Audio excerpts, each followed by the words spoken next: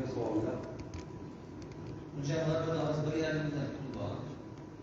Yil davomida bu jamoamiz yana shakllanib boradi. Sud bilan tushadi.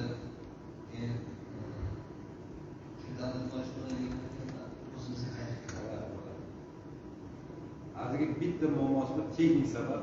O'tgan safar doimiy komissiya 150 million qilgan.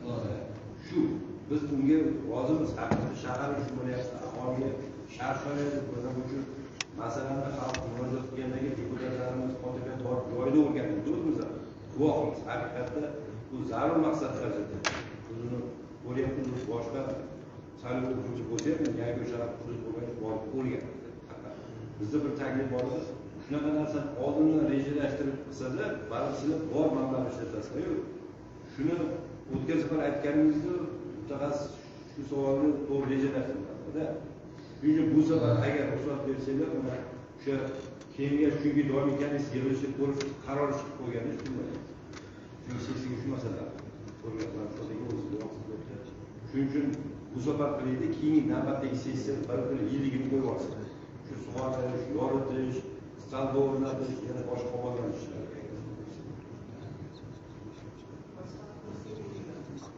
Chunki undan chiqib ketolmaymiz, chunki doimiy komissiyada bu bilasizlar yangi kengashga joylangan hammasi. Shuning uchun keyingi kengashda hammasi qo'shilib, birodar sportchi qiladigan bo'lsa biz qo'llab olamiz. Shahar bo'ladigan buni bilan ishlaydi. Shularga 25-mayda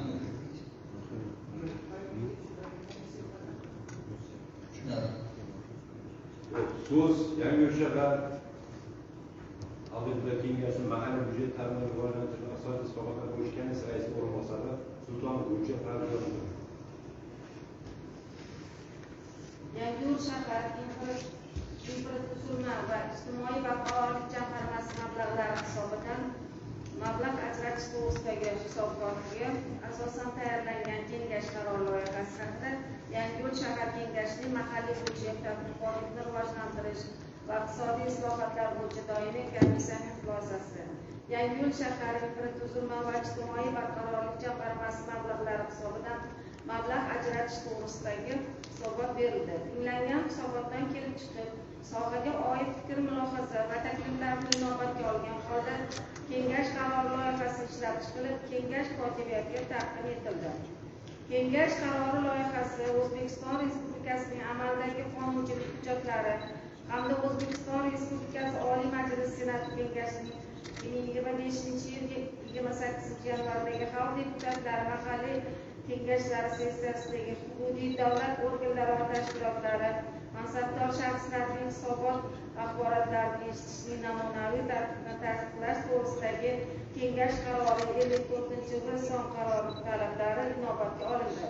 Yuqoridagilarga asosan doimiy komissiya mazkur ishlab chiqarilgan qaror loyihasini qonunchilik talablariga mos va asoslangan deb hisoblaydi va ushbu qaror loyihasini tasdiqlab berishingizni so'raydi.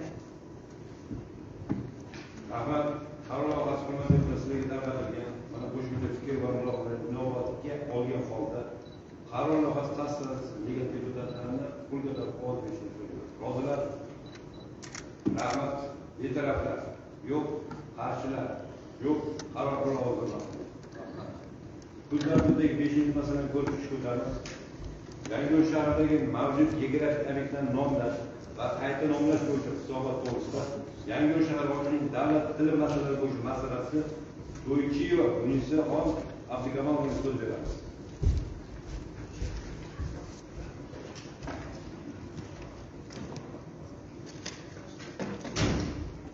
Assalomu alaykum, hurmatli deputatlar. Sessiya ishtirokchilari. O'zbekiston Respublikasining geografik obyektlarini nomlash to'g'risidagi qonuniy norma geografik obyektlarni nomlash va qayta nomlash masalalari bo'yicha amalga oshirilgan ishlar ma'lum qilinmoqda. O'zbekiston Respublikasining geografik obyektlarini nomlash to'g'risidagi qonuniy norma mamlakatimizning geografik obyektlarini nomlash, qayta nomlash va ularning nomlarini davlat ro'yxatidan o'tkazish hamda tarixiy va mulkiy qadriyatlarga mos holda saqlab qolish bo'yicha bizning shahardagi ham birmuncha ishlar amalga oshirildi. bu ishlar bo'yicha amalga oshirilgan ishlar bo'yicha albatta biz doimiy komissiya yig'ilishida va oldingi sessiyada ham ko'rib chiqqan edik. Amalga oshirilgan ishlar bo'yicha olingan ekspertiza xulosalari bo'yicha hisobotlarni taqdim etganmiz va taqdim etilgan xulosalar bilamiz jamoatchilik kengashining muhokamasiga qo'yilgan edi. Ushbu yo'nalishda Yangiyo'l shaharda quyidagi huquqiy normativ hujjatlar asosida tashkil etildi. Ushbu hujjatlarni o'rganish jarayonida, ushbu ishlarni amalga oshirish jarayonida O'zbekiston Respublikasining geografik obyektlari nomlari to'g'risidagi qonuni, O'zbekiston Respublikasi Vazirlar Mahkamasining 2012 yil 16 oktyabrdagi 295 sonli qarori va geografik obyektlarni nomlash va qayta nomlash masalalari bo'yicha respublika va hududiy komissiyalar to'g'risidagi nizomlar asosida ish tashkil etildi. Xabaringiz bor, oldingi safar ham hisobotda shu narsani aytgan edik. Bizni ham yangi shaharimizda shu tarkibi bor. Bu tarkibda mana shu 3 sonli qonun hujjatlari talablari bo'yicha o'rganib chiqilgan va shahardagi barcha ko'chalar xatlovdan o'tkazilib, jami 916 ta ko'cha ekspertiza xulosasi olish yuborilgan bo'lsa, shu 346 ta ko'chamizdan 358 ta ko'chamizni qonun talablariga mosligi va 26 ta ko'chamizni geografik obyektlar nomlariga muvofiqlashtirilishi bo'yicha ekspertiza xulosalari olingan va taqdim etilgan. Amalga oshirilgan ishlarning natijasida shaharda geografik obyektlar nomlarini davlat tilida me'yorlarga moslashtirildi, ya'ni muvofiqlashtirildi. Toponimlarning yangi davlat hisobiga yuritilishi ta'minlandi va tarixiy va milliy qadriyatlarga mos nomlarni tiklash, saqlab qolish ishlari amalga oshirildi. Hududiy komissiyaning xulosalari hammasi viloyat komissiyasiga yetkazilgan va bu yerdan ham kerakli yetarlicha xulosalar olingan. Xulosa qilib aytganda, O'zbekiston Respublikasining geografik obyektlarning nomlari to'g'risidagi qonuni ijrosini ta'minlash maqsadida geografik obyektlarni nomlash va qayta nomlash sohasidagi keng ko'lamli ishlar amalga oshirilmoqda va kelgusida albatta mana shu yo'nalishda ishlarni to'liq talabga rioya qilgan holda davom ettirish masalasi qo'yilgan. Oldingi sessiya yig'ilishida menga aynan mana shu Usmon Yusuf muzeyi joylashgan ko'chani nomini Usmon Yusuf nomi bilan nomlash, Samarqand ko'chasini nomlarini qayta ko'rib chiqish takliflari berilgan. Albatta bu ularni ko'chalarga nom berish bo'yicha ishlashni davom ettiraman. Ekspertiza xulosasini olish va takliflarni berish bo'yicha ishimni davom ettiraman. Va shu yerda shu o'rinda yana bir nimani aytib ketmoqchi edimki, sessiya kun tartibida bu masala bo'lmasa ham bir necha marotaba menga aynan to'qnashib kelayotgan, mana kecha Shoirboy bilan shu masalada gaplashdim. Tuman hududiga o'tib qolgan bitta ko'chamiz bor, Go'rbagiz tomonda. Shu ko'chani, shu hududni Yangiyo'l shahariga o'tkazish bo'yicha bilaman, sizlarda ish olib borilgan va tumanda ham ish olib borilgan. Hozir shu masala bo'yicha menga tushgan, ya'ni shahar hududiy komissiyasi mavzudan chiqib ketyapmiz, bu boshqa masala. Yo'q, men aytmoqchi bo'lganim, shahar hududiy komissiyamizda aynan o'sha ko'chani ham ko'rib chiqishimiz kerak va viloyat komissiyasiga boyagi ikkita Usmon Yusuf ko'chasi va Samarqand ko'chalari bo'yicha taklif etib borish kerak. Tuman hududiy ko'chamiz vakolat vakolatimizda emas, to'g'ri, lekin o'sha kelib tushayotgan murojaatlardan kelib chiqib o'zini tartibi bor, o'sha O'zbekiston ma'muriy hududiy bo'limi to'g'risidagi tartib tamoyilga qarab bo'ladi. Bu tushunadi. biron bir tashkilot shaxs emas, bu Oliy Majlis vakolatidagi masala. Yo'q, bu yerda aytmoqchimanki, demak o'sha ko'cha bo'yicha ishlash ham mana hozirgi oldinda turgan rejalarimdan biriga kiradi. Qisqacha ma'lumot.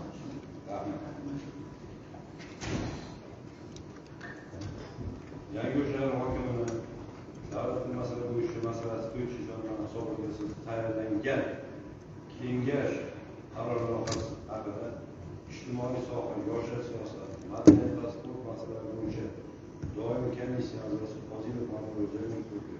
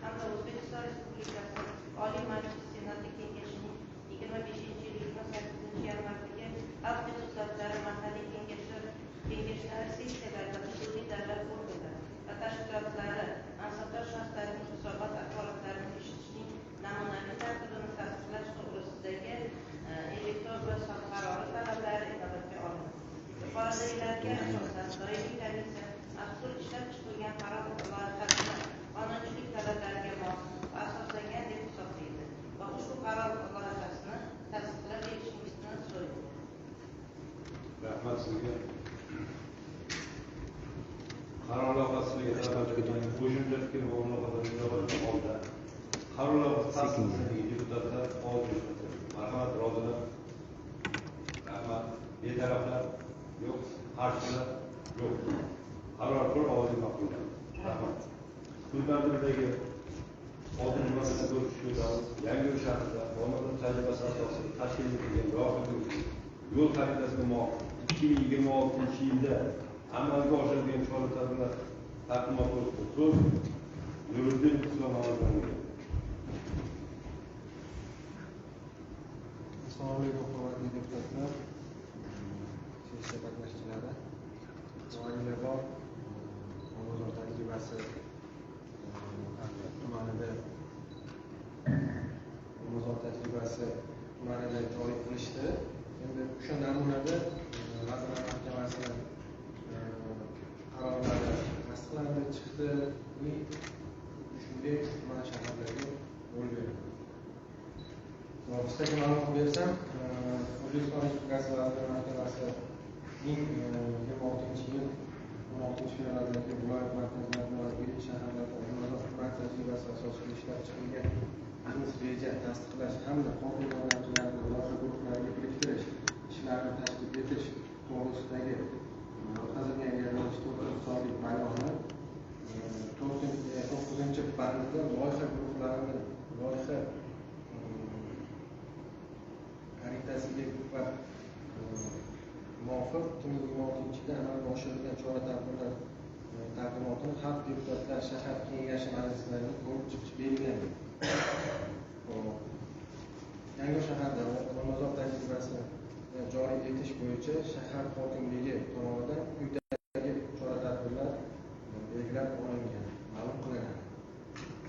Shuningdek, shaharda mahallalar ixtisoslashuvi, joylashuvi va imkoniyatlaridan kelib chiqib 2026-yilda 22 ta mahalla bozor tajribasi joriy qilish maqsadida Olmazor tumani misolida hokim yordamchilari faoliyatini sifat jihatidan yangi bosqichga olib chiqish bo'yicha 3 ta loyiha ofisi tashkil qildik. Unda Olmazor tajribasi doirasida 2026-yilda jami qiymati 88 milliard so'm bo'lib, shundan 30 milliard so'm respublika byudjeti mablag'lari, 58 milliard so'm Jahon banki mablag'lari sarflanishi natijasida jami 585 ta tadbirkorlik subyekti tashkil etish 1620 nafar aholi bandligini ta'minlash, shuningdek 160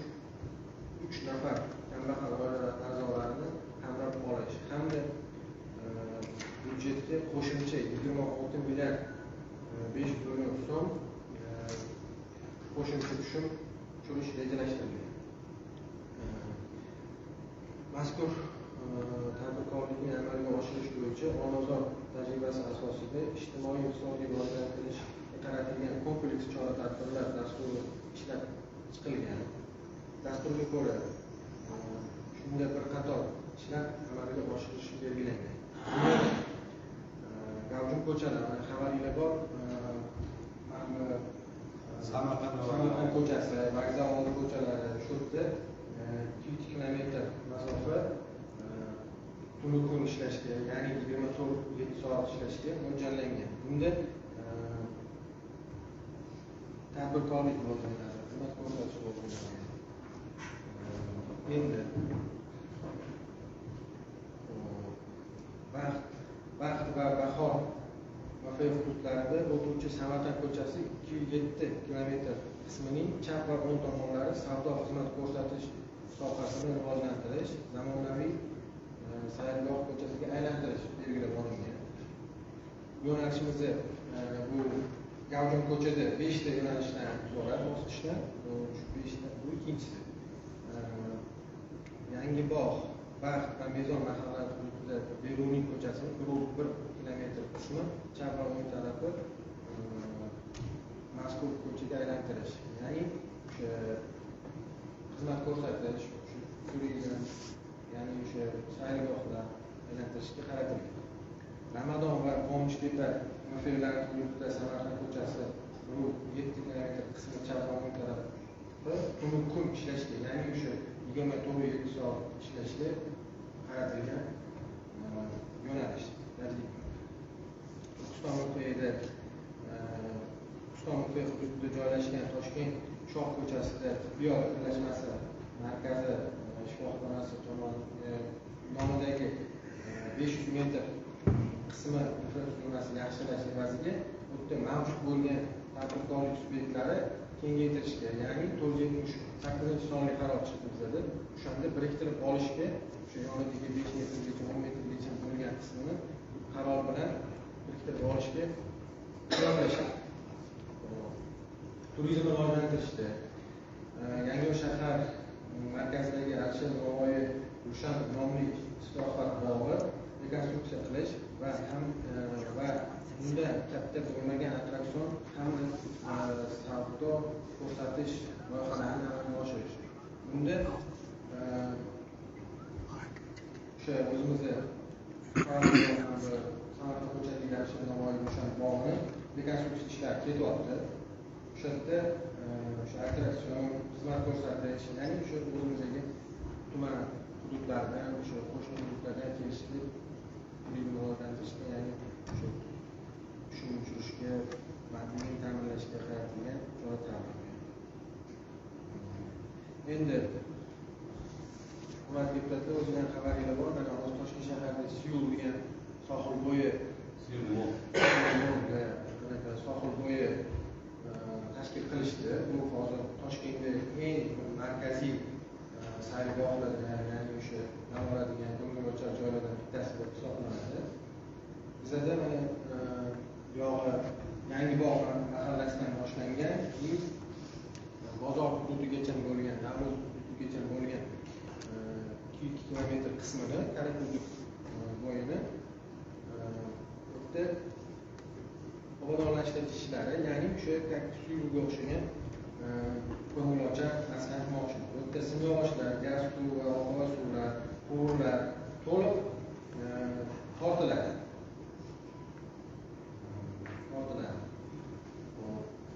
Bu yerda o'sha veloyo'laklar, ya'ni o'sha skameykalar, besedkalar, o'sha har xil bizani xalqqa qulay sharoit yaratiladigan ko'ngilochar joylar yaratiladi.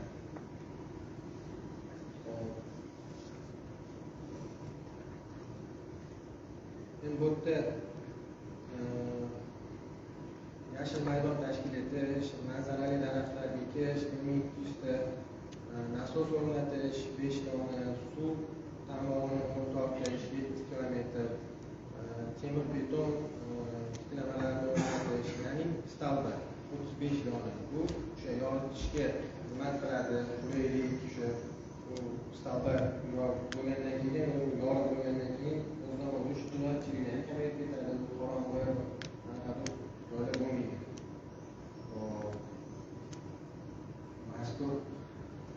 Mazkur loyihaga biriktirilgan hokim yordamchilari loyiha foydalanishga topshirilishiga qadar doimiy ravishda monitoring olib borishadi va qurilish davomida amalga aniqlangan kamchiliklar bartaraf etib borish yo'nalishida o'sha hissasini qo'shib boradi yordamchilari va yangi tadbirkorlik subyektlarini tashkil etishga ko'maklashadi. Bunda bundan tashqari yil yakuniga qadar Olmazor tajribasi doirasida quyidagi ishlar amalga oshiriladi. Hududlarda amaldagi loyihalar soni va qamrovi 2 baravarga oshiriladi. Loyihaviy yondashuv asosida kichik biznesni uzluksiz qo'llab-quvvatlash dasturi doirasida 24 milliard so'm ajratiladi. Mahalla loyihasi dasturi doirasida 54 milliard so'm va biznesga birinchi qadam dasturi doirasida 10 milliard 100 million so'm kreditlar ajratish hisobiga 576 nafar aholi daromadni oshirdi. Kambag'al oilalarni qisqartirish va bankrontga ko'maklashish jamg'armalari hisobiga 700 million so'm mablag' ajratish orqali 384 nafar ishsiz fuqaroni kasb hunarga o'qitiladi. Qisqacha mavzu shunday bo'ladi. Rahmat. Haqiqatda bu tema bo'yicha biz adashmasam 48 bo'yicha 49.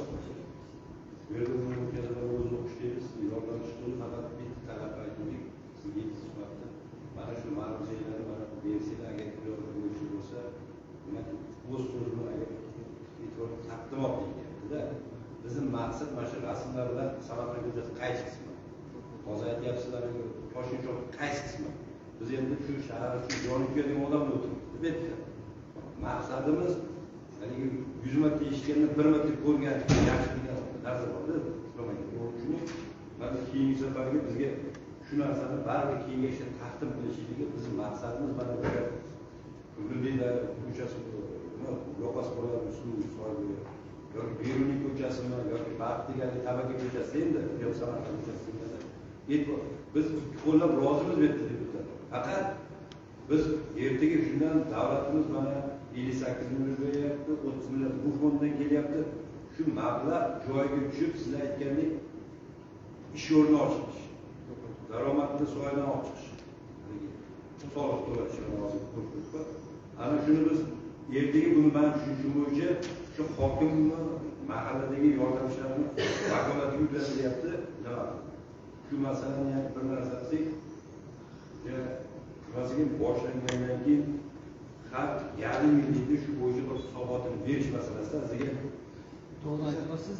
Taqdimotni o'zi tayyor, bor edi, lekin men yetishim aytmadimda. Mana o'zi bilan birgalikda yanvar kuni borib har bitta mana hokim yordamchilari ham bor, sizlarning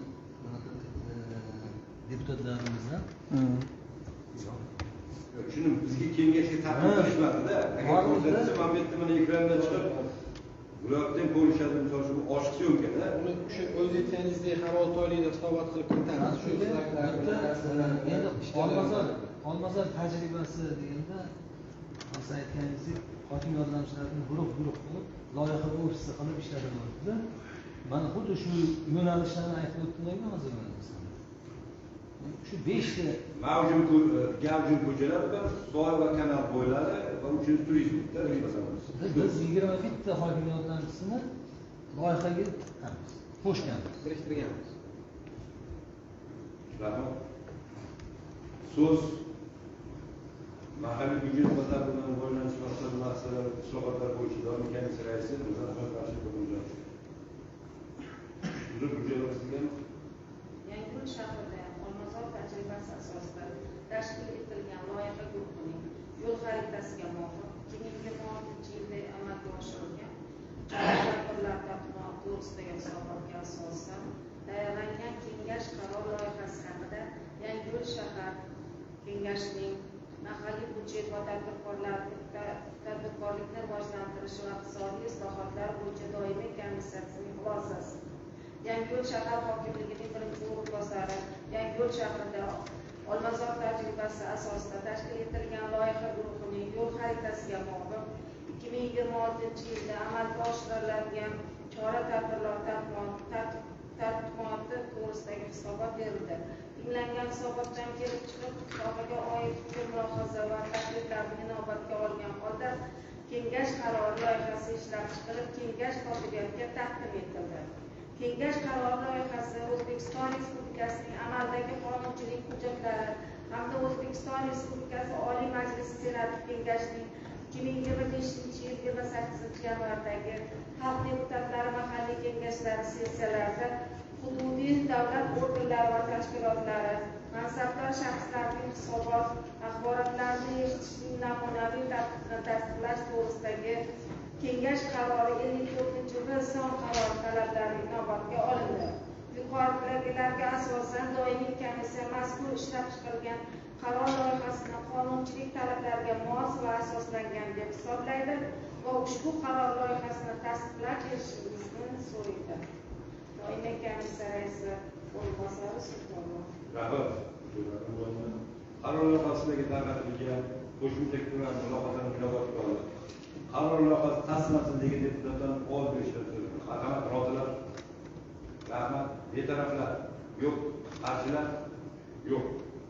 Qaror pul ovozi ma'qullandi.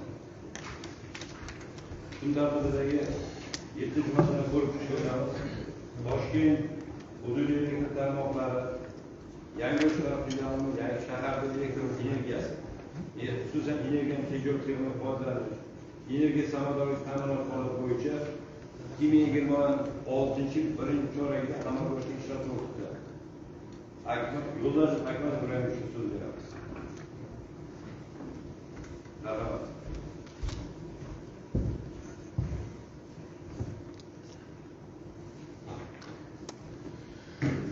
Assalomu alaykum, hurmatli deputatlar, sessiya ishtirokchilari.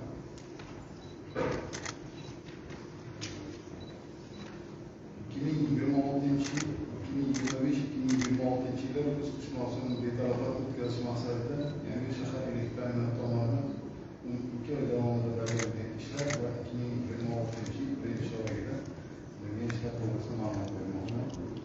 Yangiyo'l shahar elektr ta'minoti tasarrufida jami 243 kilometr elektr tarmoqlari, shundan 254 kilometr quyuq ishlanish, 11 kilometr yuqori ishlanish va 36 kilometr yerosti kabel tarmoqlari, 135 dona transformator punktlari mavjud bo'lib, ushbu elektr uskunalar orqali shahrimizning 21 ta mahallalar elektr ta'minoti bilan ta'minlanadi. 2025 yil 1-iyunga qadar shahrimizdagi 4 ta podstansiya bor edi. Yangiyo'l podstansiyasi Mustaqillik mahallasida 2 dona 40 ming kilovatt quvvatli, Gidrolis podstansiyasi 2 dona 4 ming kilovatt quvvatli, Jun podstansiyasi 6300 va 4 ming kilovatt quvvatli hamda Beruniy podstansiyasi 10 ming va 5600 kilovatt quvvatli transformator podstansiyalar bor edi.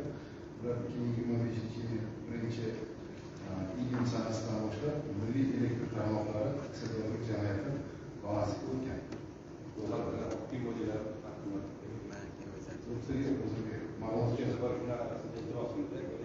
Ma'lumot uchun qo'shib ketdim, lekin bu narsasi yo'q.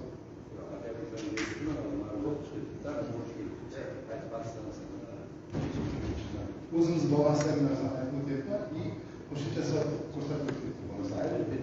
Ko'rmayapti, o'zimiz balansiga 2025-2026 yilda kuz qish davrini betaraflat o'tkazish maqsadida elektr uzatish tarmoqlari va transformator punktlar ko'rikdan o'tkazilib, belgilangan reja asosida 126 kilometr past kuchlanishli elektr tarmoqlari, 701 kilometr yuqori kuchlanishli elektr tarmoqlari va 124 dona transformator punktlari joriy ta'minlandi. 284 kilometr past kuchlanishli elektr tarmoqlari, 300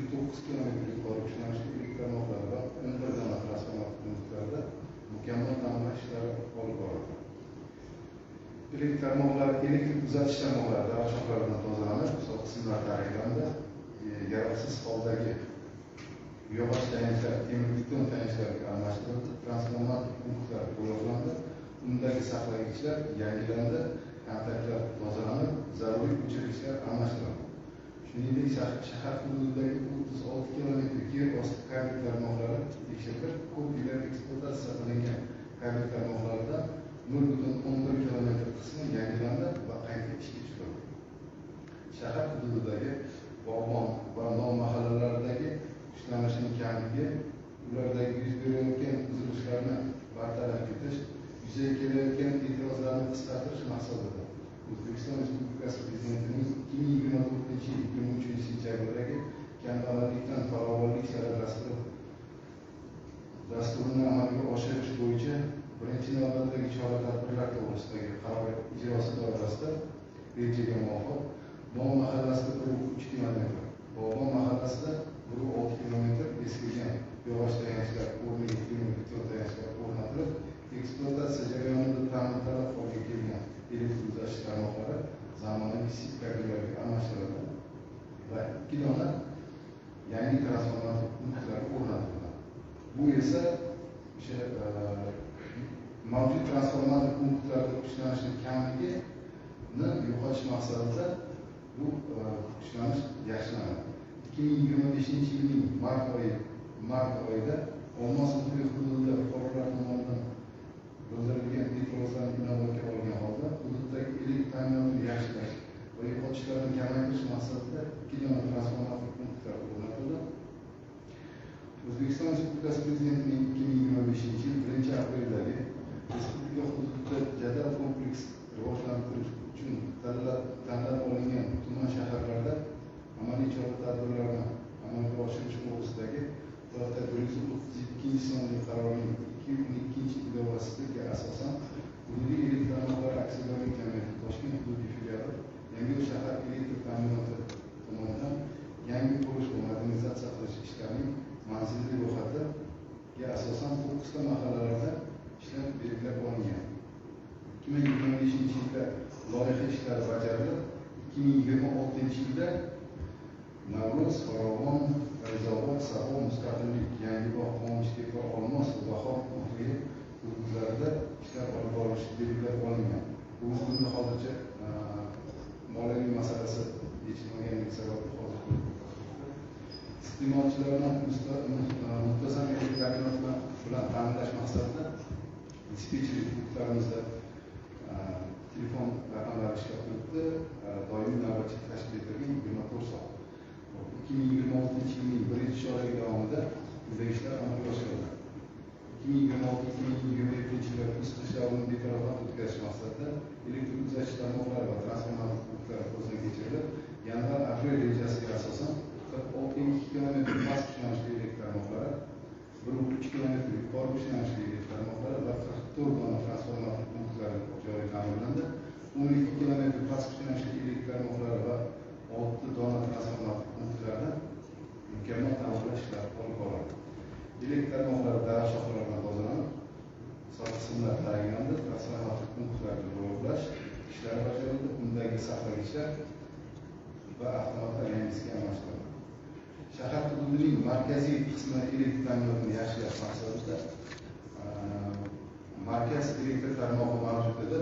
Unda yuklamaning ko'pligi sababli zaruriyat yuzasidan uskunalarda uzoq muddatli uzilishlarni oldini olish maqsadida o'chirish talab etiladi.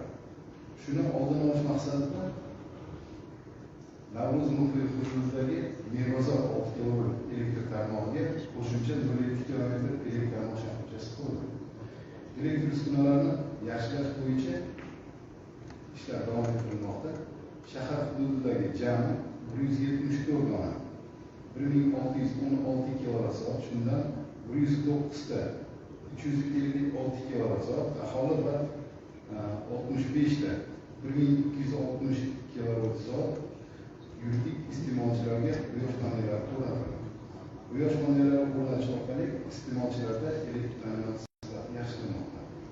Yangiyo'l shahar elektr ta'minoti va energiya savdo bo'limlari bilan birgalikda 2026 yil boshidan aholi va yuridik korxonalar tomonidan elektr energiyasidan foydalanish qoidalarini o'zgarlik holatlari bo'yicha jami 72 ta qoidabuzarliklar aniqlanib, 392 million so'm miqdorida qayta hisob-kitob ishlari amalga oshirilgan bo'lib,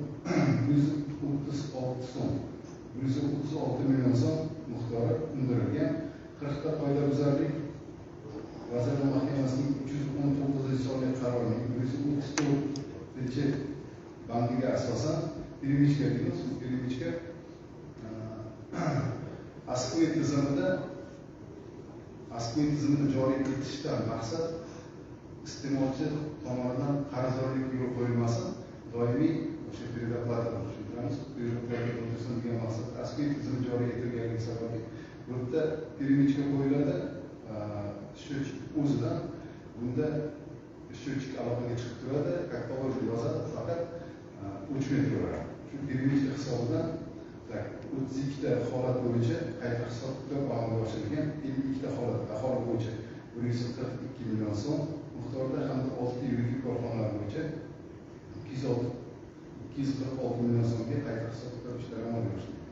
Quyidagi davlat tomonlari bo'yicha 2 ta holat yuzasidan 223 million so'm miqdorida Yangi shahar departament bo'limiga topshirilgan hujjatlar qonuniy chora ko'rish bo'yicha yuborilgan. 2026 yil aprel oyi davomida 9 ta qoidabuzarlik aniqlangan bo'lib, ta'minot holati to'g'risida endi bu yoqda umumiy qilib tushuntiryapman, hammasini o'sha tejamkorlik hisobga kirib keladi. Tushunarli. Tejamkor texnologik eng samaradorlik hozir bu qonunchilik bilan bu bor bilan jinoyat kodeksiga kiritilgan yangi resurslardan noqonuniy pullanish, o'g'irlik jinoyat kodeksida bor. Samaradorlik masalasini tushsak, siz aytsangiz bo'ladi, mana mining uchadagi xabarim bor, karyerda boshqa bo'lgan xabarimiz bor. Masala ta'minot holati. Xo'p bo'ladi.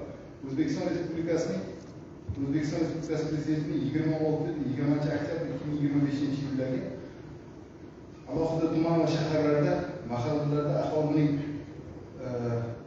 aholisining yashashi va tadbirkorlik faoliyati bilan shug'ullanish uchun namunaviy hududga aylantirish chora-tadbirlari to'g'risidagi 298-qaroriga asosan Qonunchidepa mahallasida elektr ta'minotini bir dona transformator punkti va 0,4 kilometr uzunlikdagi elektr tarmog'i qurish rejalashtirilgan. Xo'p, bunda hozircha moliyalashtirish masalasi 650 million so'm belgilangan. Moliyalashtirish ishlari amalga oshirilgan bo'lishlar. Qisqacha hisobotni shu. Hurmatli deputatlar, ma'lumotlar kimlar masala. Agar biz slaydni borada o'zi. Hayır, hozir qo'yasiz. Hangisini qo'yaylik? Mana. Xo'p, iste'molchilarimiz jami 21.168 ta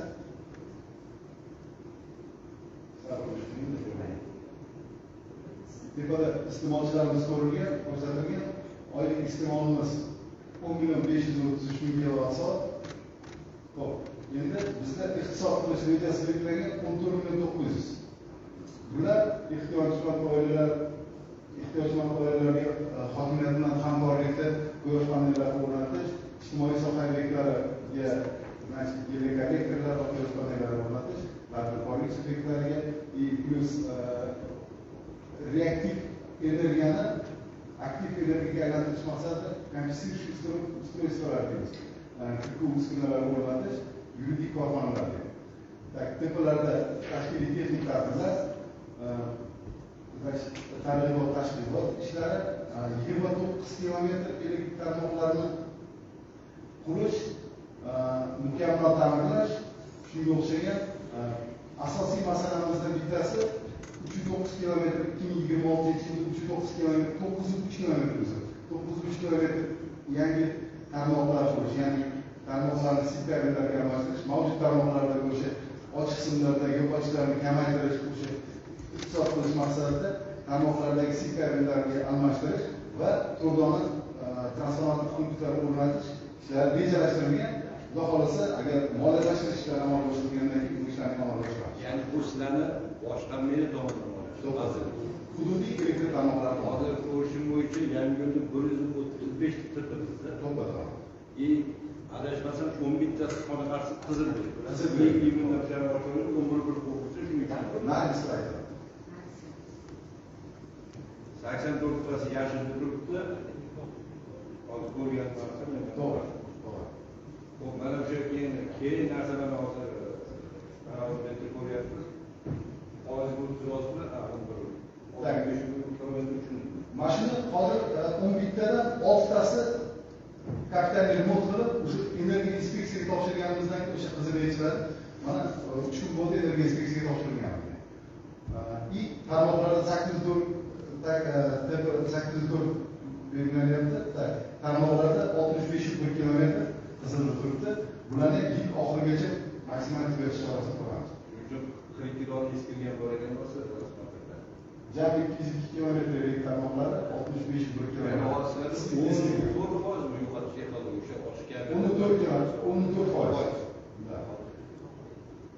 Buni 8% tushirish rejalashtirganmiz. elektr energiya o'chirish qachon kamaytirsa hamma hal qilyapti. Deputatlik hamma murojaat qiladi. Lekin asosiy bu faqat remont desalar, endi remontda ular bir aniq manzili bo'lishi kerak. Sizlarga na manzili bor, na makoni bor. Remont. Kim Akmal ekan, uyda remont bo'lyapti, Said ekan, uyda bilmay qoladi. mana mashina bitta tushuntirib o'tib ketganim ma'qul.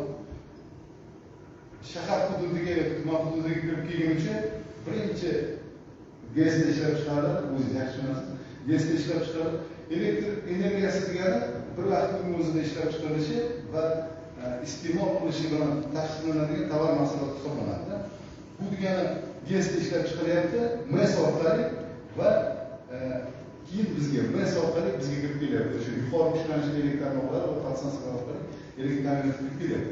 Bunda ilgari ochiqlanishi kerak, ta'minot kamroq edi, materiallar bo'yicha ta'minot kamroq edi, borardik, просто remont qilib qaytib kelardik hozir. Hozir yangi uskunalar beriladi, shuni olib borib yangisiga o'rnatib, boshqani zakovat qilish.